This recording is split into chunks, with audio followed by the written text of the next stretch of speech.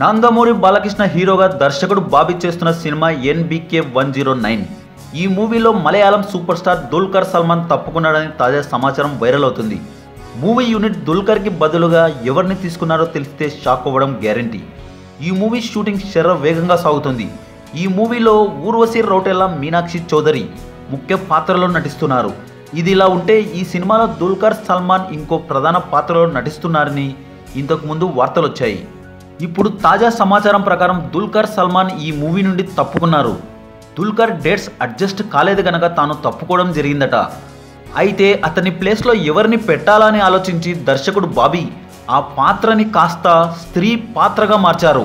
అంటే ఇప్పుడు ఆ పాత్రలో నటుడికి బదులుగా ఒక నటిని తీసుకోవాలని ఆలోచిస్తున్నారట.